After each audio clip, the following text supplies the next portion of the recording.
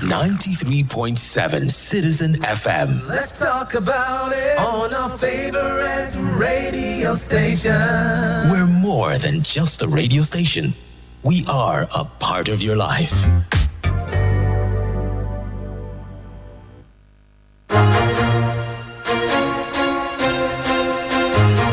It's incisive and comprehensive. It's objective and balanced. It's the complete news and current affairs program on radio. A total package on topical, social, political issues. It's Insight. Join Lawrence Umwete on Citizen 93.7 FM Abuja for Insight. Mondays to Thursdays at 10:05 a.m. on Citizen 93.7 FM Abuja. Insight with Lawrence Umwete. Be part of the experience.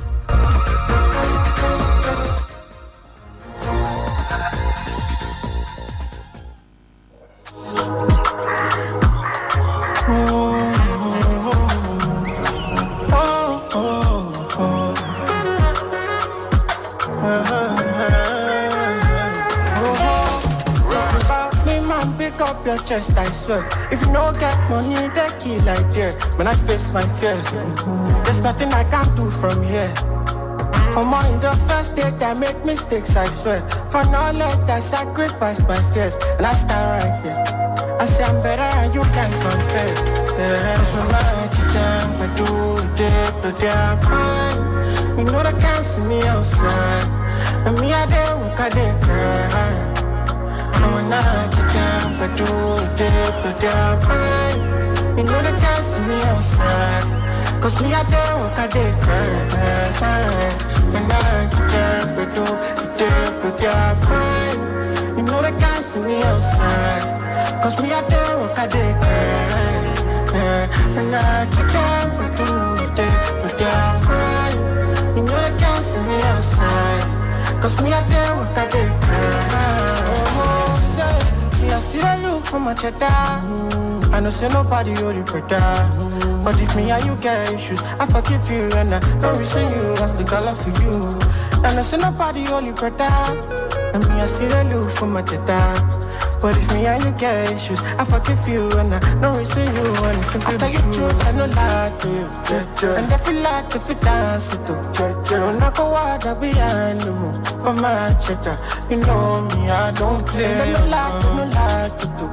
And if you force it upon you. But you know say nobody do, you know. If you dance it too. If you just sweet, I'm like you down, but do it, but you're fine. You know they can't see me outside. And me I dare walk, I dare cry. So when I get down, I do it, but they're mine. You know they can't see me outside. Cause me I dare walk, I dare cry.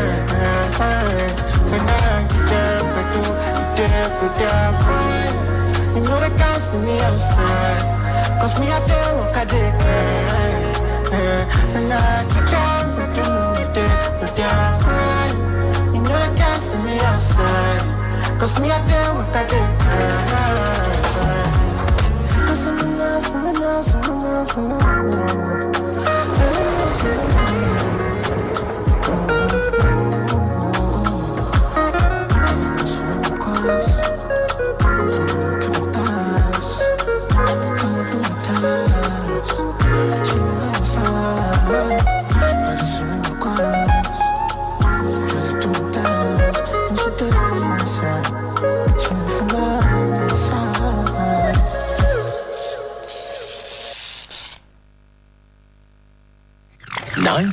.7 Citizen FM. Let's talk about it on our favorite radio station. We're more than just a radio station. We are a part of your life.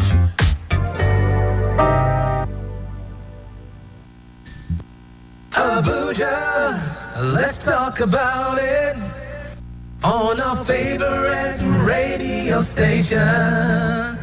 Talk to us on 93.7 Citizen FM. investigations, special reports, analysis, and breaking news. Premium Times, a leading multimedia news platform, brings to you every minute stories that helps you make informed decisions and hold public officials, individuals, and organizations accountable. We have cartoons, videos, podcasts, and other interesting content for your delight. For timely update on politics, entertainment, sport, and business, visit our website on www.premiumtimesng.com and follow us on all our social media platforms. Don't miss out.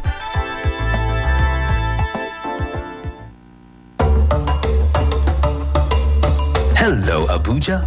You are listening to 93.7 Citizen FM, the latest radio station based in Nigeria's capital.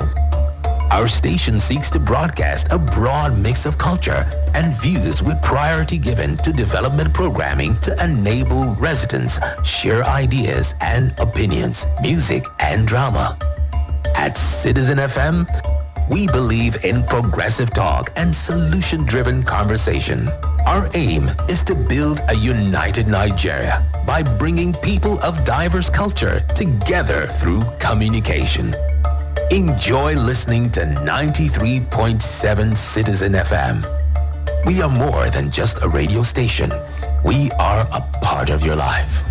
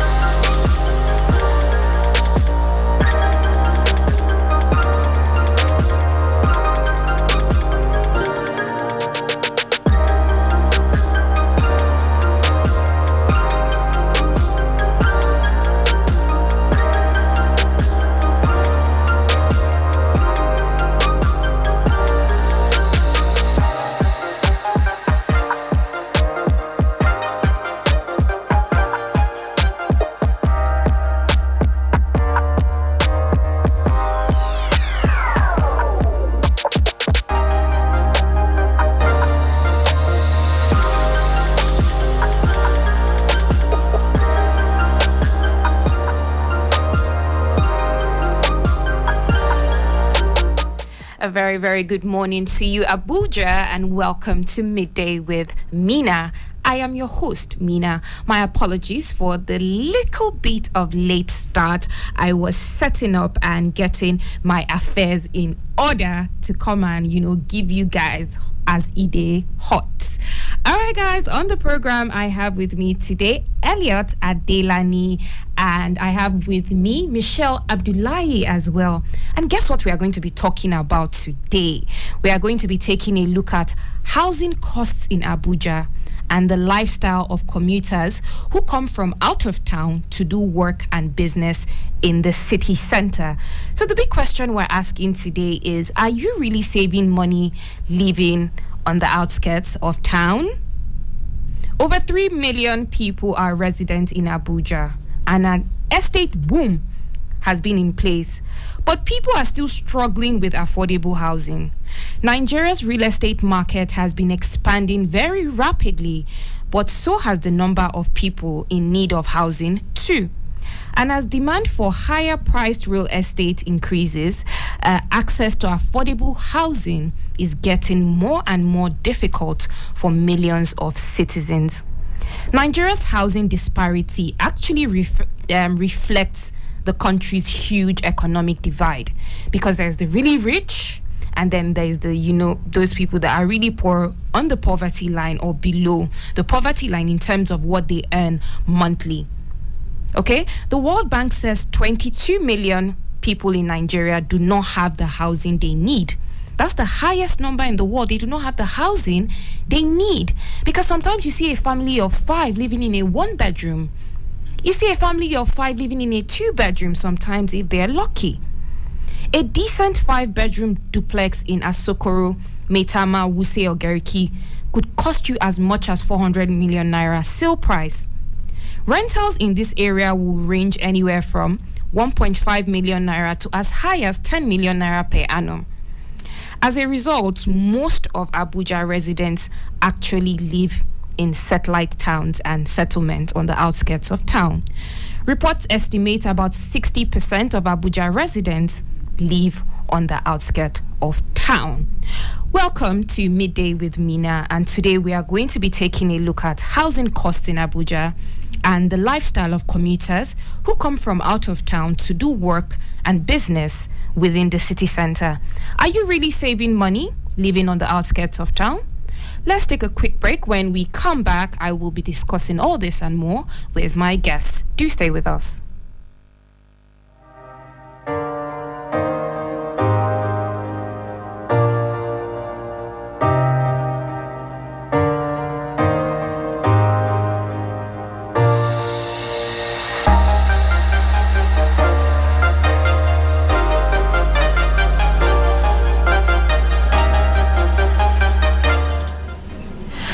And we're back. Good morning, Elliot Adelani. It's nice to have you on the show. He's a housing expert, actually. Good morning, and thanks for being on the show. Can you hear us? Good morning. Yeah, I can hear you. Good morning. Okay. How are you doing? I'm doing great, thank you. I also have with me Michelle Abdullahi. Michelle, good morning. Hi, how are you doing? Good morning. I'm fine. Okay, all right. So what do you think about today's topic, Michelle?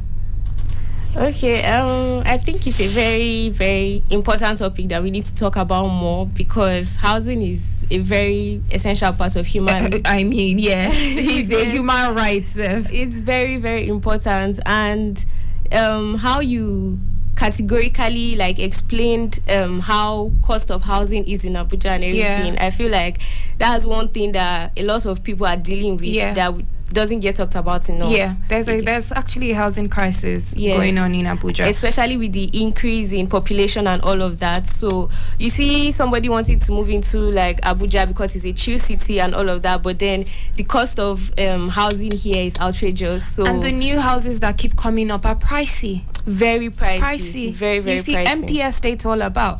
Very, very people pricey. can't afford the housing. Yeah. Elliot, what's your take on this topic today?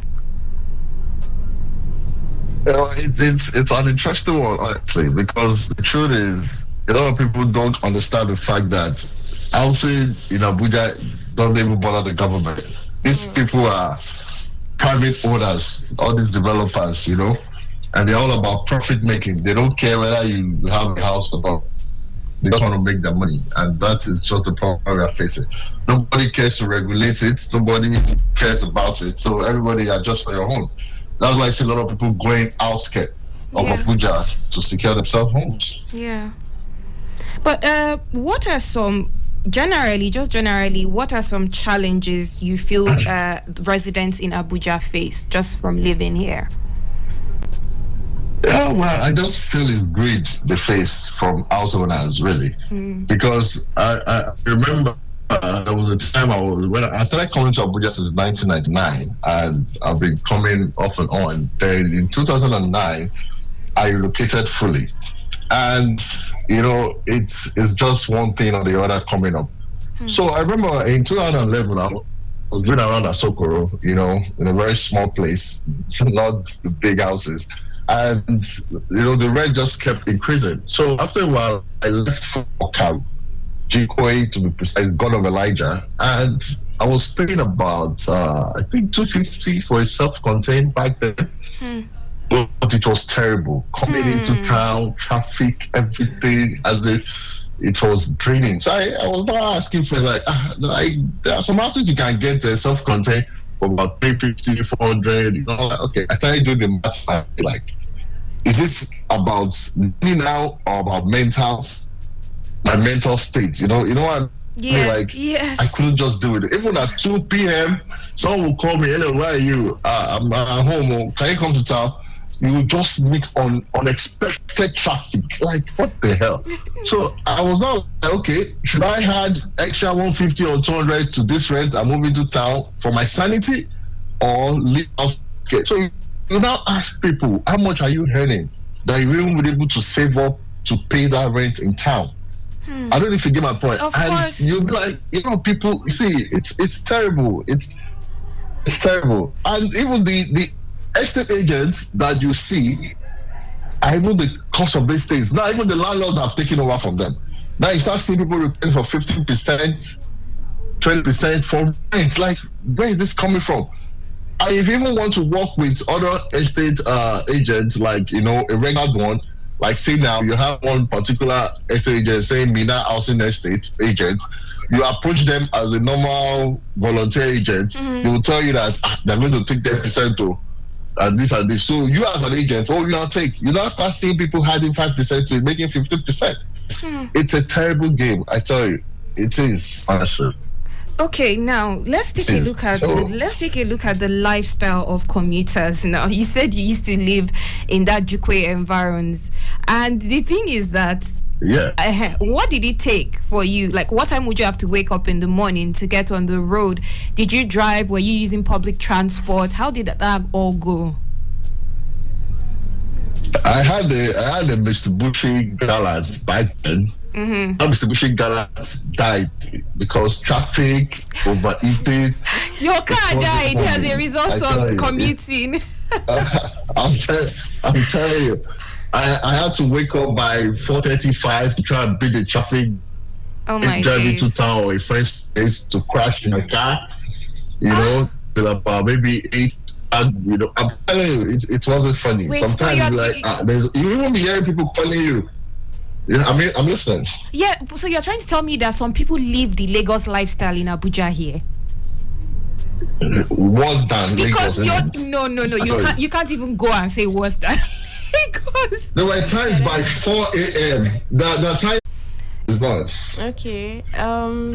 So we moved into Cairo from Life Camp in 2018 also, and that period it was not easy. First off, and let's just establish that the house you moved into in Cairo is your own, like you built it. Yes. Okay, so that was why we had to move. Because where we were staying initially was not our own. So when we had to move, we just had to go. People don't really know. Okay. So in the mornings, that's even when you just experience little go slow, but like it moves. But it's just like a very little. Yes, unlike before that, it should just be packed. Like, so what's the time now? Like, what time do you have to wake up and now be on the road to now get to work? If I have to get to work like 9, I can get up. The times I go back, I don't even experience anything at all. If I know it, I'm home and I'm like, oh wow, that's nice. Yes, that's nice. So I feel like I'm going to give the government like thumbs up for that, because it has really made life easier. Yeah, because a lot of people live in that area. Yes, even and personally, when I have conversations with people, I'm always championing. There's an FCDA guy that was supposed to be on this program, but he actually traveled. And when I pitched him about this show, the first thing I told him, I was like, wow, now they approve housing estate and no, they do road. You people don't compel them to make good road connections. Yes, because that's the major problem. And he told me, he said, anywhere that we serious. Yes, and it shocked me. What's going on? Why are we not seeing honestly results? Shocked me. He brought out his phone. He showed me some recent places that they want to open up to make housing estates there. Okay. And what he told me was, you see, these people that were contracted to do this, they're actually doing their job. At the right time, they were building those roads. There were not even houses around that area yet. So I was like, oh wow, so this is how it worked. Some people actually are contracted to do this job. Some people do it, some people don't. Yeah. So Elliot, I would just like to ask you back to the bigger question, So are you trying to say that if you have the money, if you have the funds, or if you can, it's better to move to town? Hello? I tell you, for sanity. I tell you, for sanity. Because you will run mad. I'm not kidding about it. Because I remember there were times that my really bad from work. I'll be rushing up. My friends were like, let's hang out, let's go. I can't even attend any meeting, any business after work, because going home, if my car should stay in traffic for 2-3 minutes, it's going to off. The whole radiator is going to mess up. So I have to start speeding.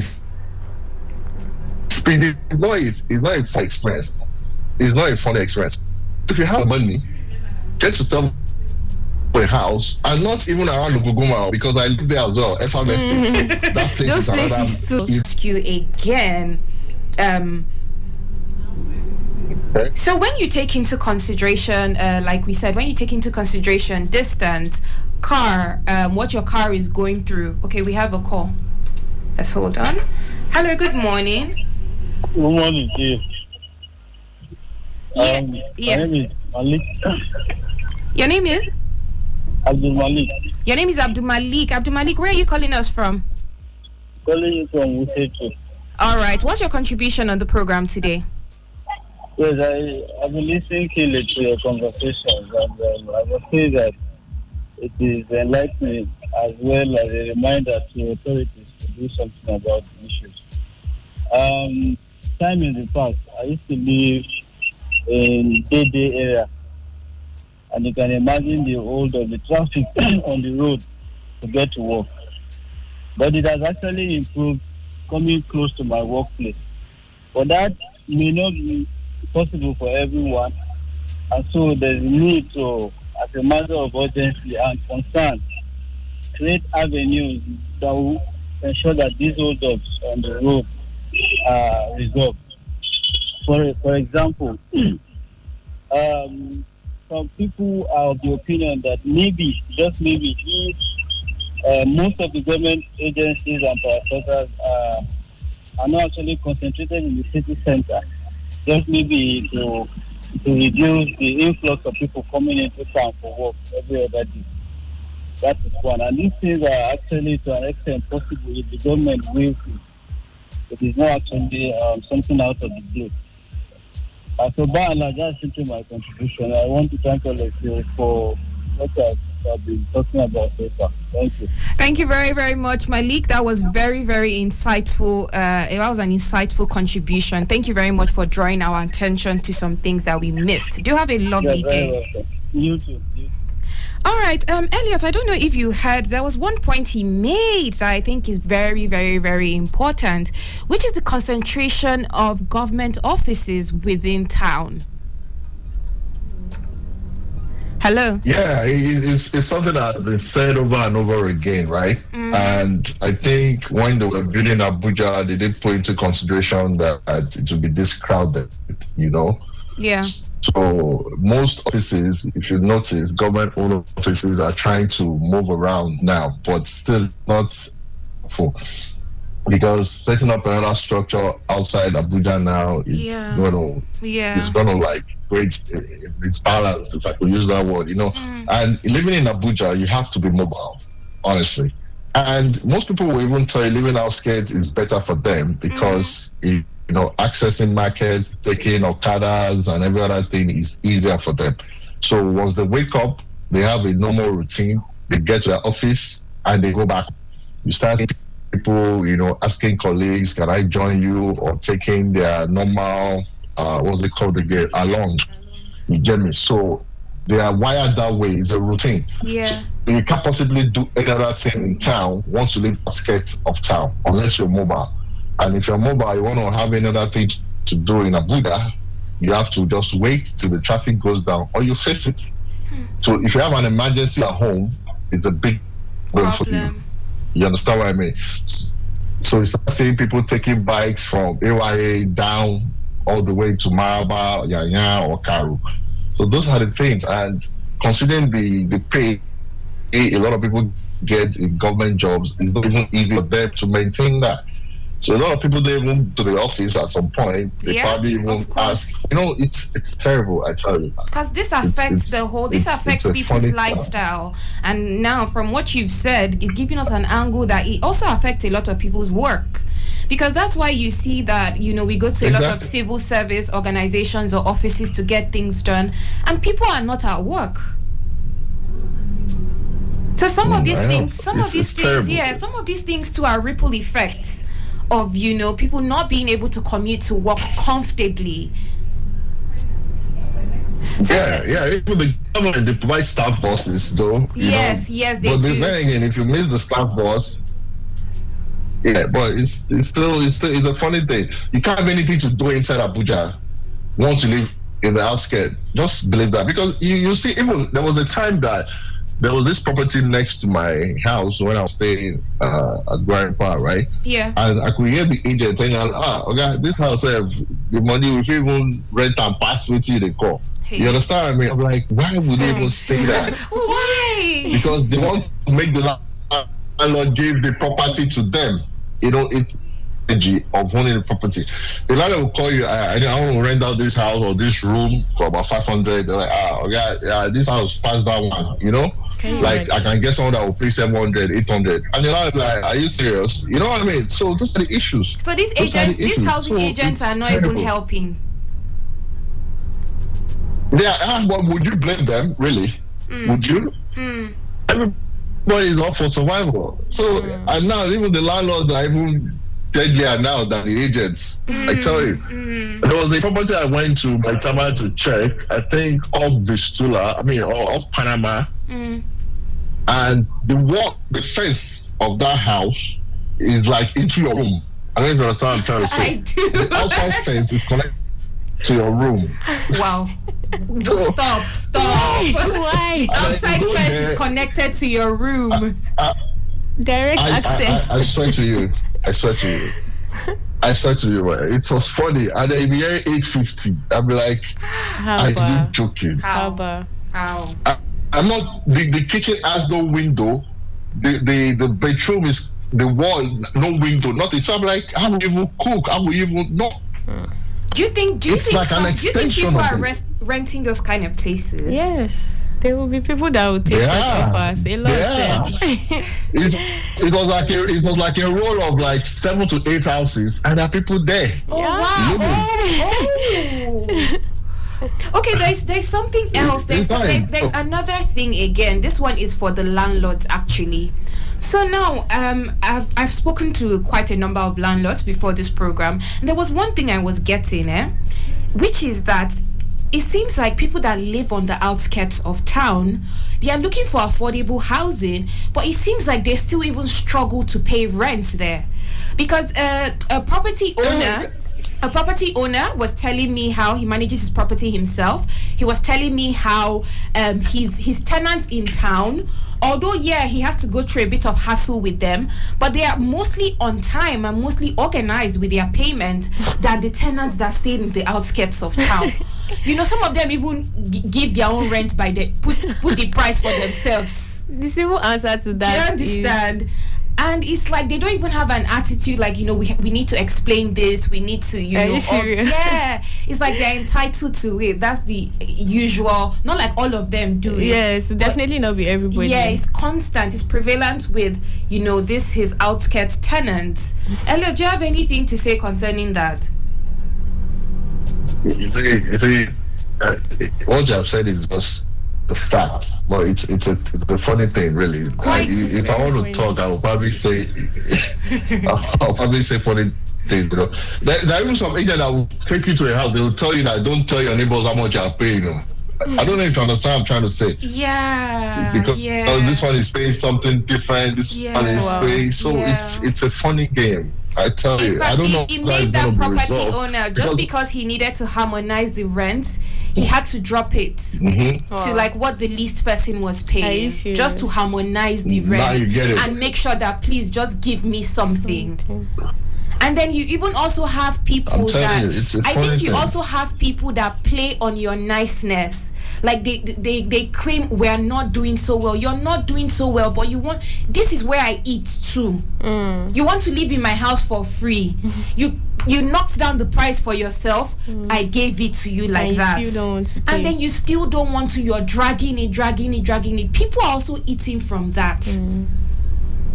So it seems like go on. Most landlords will even take your rent. They will take your rent, but when certain things go bad in the house, they won't fix it. They'll there was a place I stayed in Abuja, in Guarimpa, right? When this lady was moving out, she had to destroy the tiles, the walls, the sink, the toilet, broke everything. Wow. I'm like, why would you do that? Because of the pressure, the tension, the insult between the agent and the tenants. So it's a horrible thing. I kid you not. Okay, so most times there were times that you go on. You see low-cost houses being built and you could afford it. But now the low-cost housing estates are for millionaires. I have a statement here. It's a report from an article. It's a paragraph from an article that says there is a ton of money amongst a very small circle of people, and this has made property really expensive. What's your take on that? Exactly. Yeah, but it's true. When you look at the cost of building a house now, the cost of cement, the cost of everything. So no house goes for affordable rates anymore. If you don't have what it takes, or you don't have a loan or anything, you can't get it. You'll be a tenant till you die, and not even in a comfortable manner. I don't know if you get my point. So yes. Those are the issues. Those are the issues, really. It's just what it is. It's just what it is. So Abuja is not for the faint-hearted, I tell you. Because if you don't have what it takes, or if you don't have anything doing there, don't go to Abuja. Don't come. Why would you think there's another really big question? Why do people move, and why is Abuja growing so fast? Yeah, because everybody has the impression that in Abuja you see money on the streets, everything is going well, because maybe you have a friend that left Lagos for Abuja and probably made some money through some dealings, and the friend will always come back dealings. to Lagos or to, you get my point, and will not tell you exactly how. Just like going to church to give testimonies, you will not tell people what you did to get that job. You would just say, I was there. You will say you did IVF to get the pregnancy too. You understand? You just say, you get my point. You now make people feel like, oh, okay, Miracle. It's easy, let me go. And then when you get there, you'll be looking for what your friend found to make money, and you can't see it because they won't tell you how they went about it. So a lot of people are having that influx. Abuja is having that influx of people coming in, believing that once you get to Abuja, you meet somebody influential. The Abuja Connect slogan that will just tell you do this deal, yes, and so then Abuja you are made. Connect. It doesn't work like that. You understand? So those are the issues. People will never tell you what it took them to get that money. You get me? So a lot of people are coming in believing that it's okay. Michelle, you grew up in Abuja now. Yeah. So I grew up in Abuja too as well, and we saw how Abuja was. To get from Gariki on Ahmadu Bello Way, to get to from Gariki to Wuse you just blow Ahmadu Bello Way. Up. Yeah, in about 5 minutes, you're already in Wuse that kind of thing. And then I've always wondered why the disparity in areas.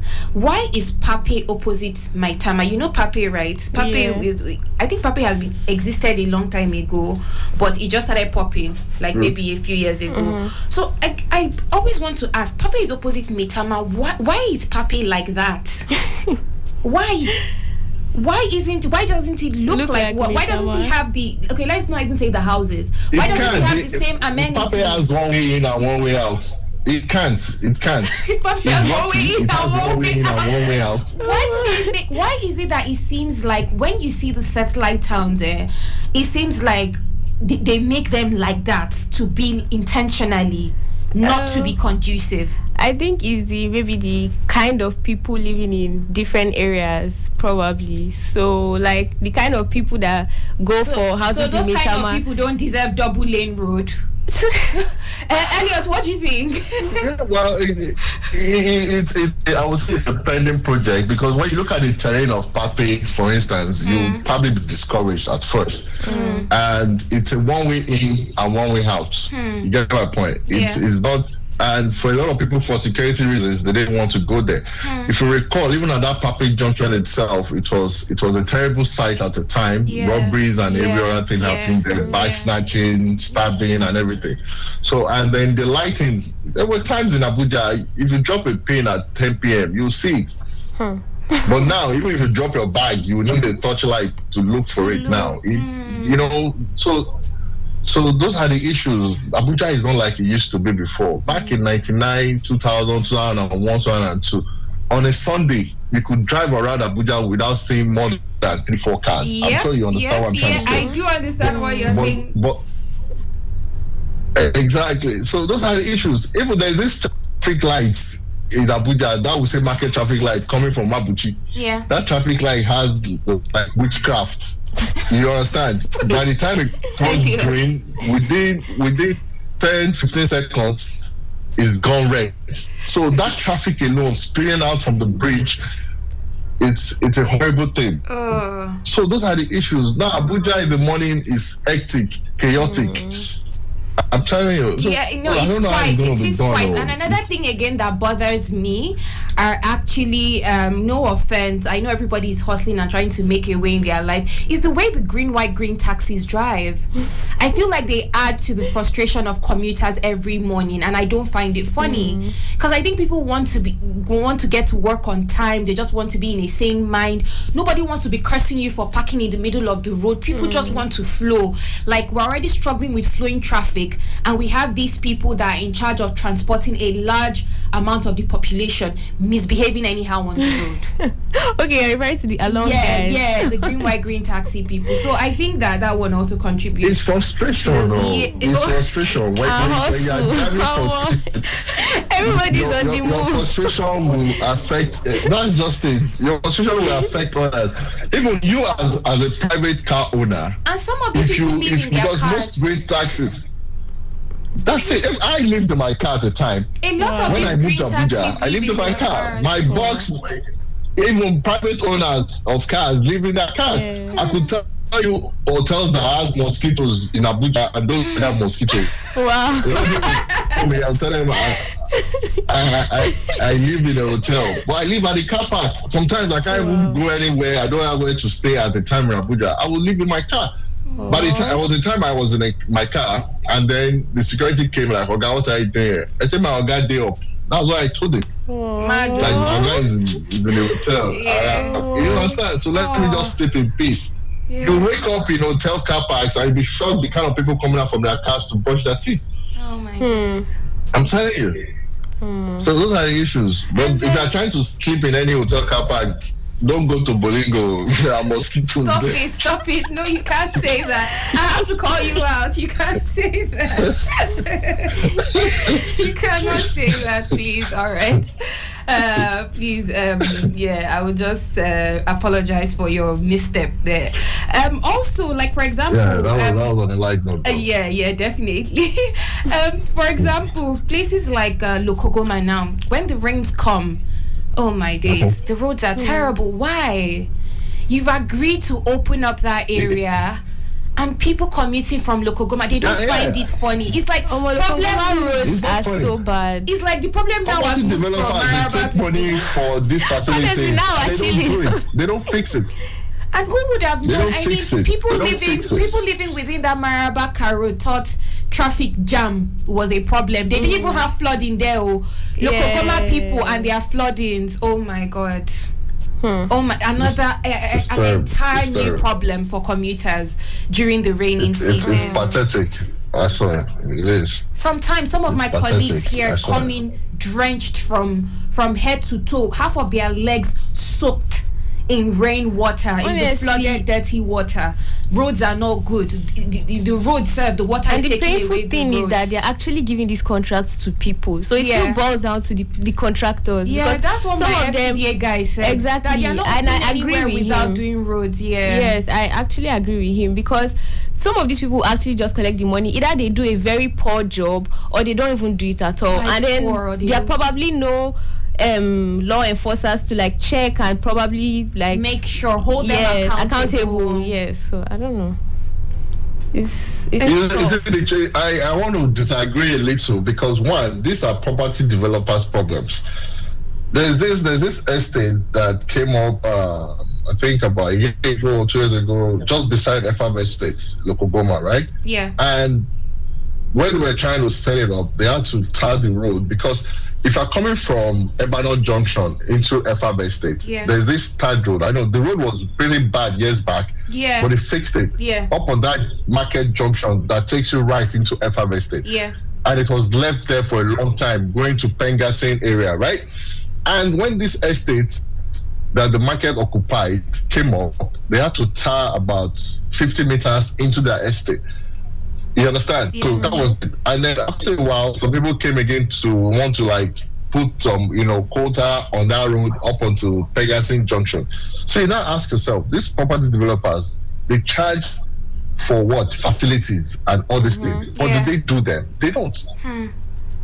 They don't. I remember during every first time they were mandated to do these things. Even before you move into those estates, even before they are developed, the roads were fixed. Yeah, that's exactly what FCDA. That's exactly what my FCDA Connect told me. This exact thing, but it stopped being enforced at some point. I'm pretty sure because he was very confident when he told me this, and it's just like you're saying it now that during Erifai's time it was done.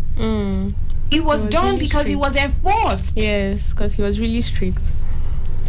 So I have some messages here. I have some messages here actually. Albert says Kubwa rents are reasonable, 30-minute commute to the city center and low power blackouts. I think people have been hyping the low power blackouts in Kubwa for a while, yes. And actually that's because has been attributed to the power lines drawn through that area. Even my FCDA guy told me that as well, that even some civil servants allocated like lands to themselves along that line where these electricity lines are drawn, which gives them almost uninterrupted power. But right now obviously our power situation is getting very, very poor and they have started to be affected, but they're not as bad as some other people. So he says and the advantages of living in Maitama and Asokoro environs is security, but the VIPs with sirens will always try to push you off the road. Albert, sorry about that. We all have to go through that. I never even looked at that as an inconvenience, but it's actually a bit inconveniencing, being shoved off the road by security personnel and stuff with their sirens and everything. I have another message here from Obiwani. Obiwani says, most businesses are tailored for the rich. So most restaurants, hotels, bars and saloons are very expensive in town. School fees at choice private schools are very expensive and can be at least 300k a term. Most of the fun activities and big malls, department stores are located within town. So that's another reason why most people may love, choose, to stay like within town or closer to town. And he also says the farther you are from the city center, the less safe your neighborhood may be. So you have to give up on the nightlife for good. Elliot, what do you have to say about that? Yeah, well, I agree totally with all you've read out. And like the guy that said about the expense and everything, from the rich. But you don't blame the people setting up businesses in Abuja. Yeah. Well, you want to open a restaurant, you want to open a club, or you want to open a supermarket, and you have to pay about 5 million or 7 million in rent for a year. So what are you going to sell to make that money to pay a year? I don't know if you understand my point. I do. You want to rent a garden space in Abuja, and they're telling you 2.5 million, 3 million. Before you can pay 3 million for rent alone, at least was making 7 million or more in order to sell. Because you can't make 5 million and pay 2 million and 3 million for rent. You have to pay your staff. You have to pay a lot of things, set a lot of things right. Pay AMAC, pay this, pay that. So you're not on fake prices. I remember a time I had a garden at Abuja, I think it's not a church behind this Tamara filling station. Filling station. And then when I try to sell my chicken and chips for say 2.5 or 2k, people will come in like, no be garden, because they feel gardens have regulated prices. Yeah, exactly. Like if you go to a garden and you buy a bowl of pepper for 500 naira, they must come to Elliot's garden to buy that same bowl of pepper for 500 naira. So those are the issues. Yeah. Because they don't want quality. They just want to be filled up in their tummies. Yeah. So those are the issues. So you don't blame people for that, because they need to make return on investment. So what we've established now is that, you know, some people can't. It's not even wise for, even if they could afford the rents in town. It may not even be convenient for them to live in town, because the services offered within town cost of living is very expensive. So you can afford to live within the city center, and next thing, can you afford to pay 500k per term for school? Can you afford to be buying your basket of tomatoes for double the price than what you would get outside? So would you just rather live there? So the thing is that it's not a taboo to live on. It shouldn't be a taboo to live on the outskirts of town. Yeah. And the government actually needs to make living situations better for people, because we all don't even want to live within the city center. You get? We don't. The people that can live in the city, that can afford to, they are there. And people that would live outside the city center, they are there, and they are a bit disenfranchised. You know, affordable housing, proper good housing, being able to commute, security is most of what they are lacking over there. And even if they could scrap up some money to live in town, I doubt it will be conducive for them. Mena, let me let you understand something, Mena. There are a lot of factors affecting this. It's not just one factor. Like rightly said, the price of a basket of tomato will double in the city center or triple. Outside Farm Estate alone, you can see a basket of tomato, they will tell you 3,000. By the time you go to a Apple market, you'll see that same basket for like 800 or 1,500 or 1,000. Just within proximity of about 2 kilometers. I don't know if you understand what I'm saying. Yes. So now imagine yourself taking yourself to Orange Market, or even in a year, there was a time I went to, what's the name of this market again? Kabusa Market. I got a basket of tomato for 4,000 naira. Within a space of 1 year, that basket of tomato got to about 25,000 naira. That same market. So what are we saying? A lot of factors affect these things. So those are the issues. You are outside town and you're enjoying the affordability of food rates, or things you buy. But what about other things? Your safety, your sanity. So you have to put all those things into consideration as well. All right, Elliot, we've come to an end of the program. Our time has been fast spent. I want to say thank you very, very much for coming on the program and giving us your wonderful, insightful contribution, and also very, very funny contributions. They were very real. Very, very real. You showed us real life in Abuja. Thank you very much, Michelle, for your contributions as well on the show. And a very big thank you to my listeners and my callers. Thank you very much for always being a part of the program. And that's a wrap on Midday with Mena. The news at noon comes up next.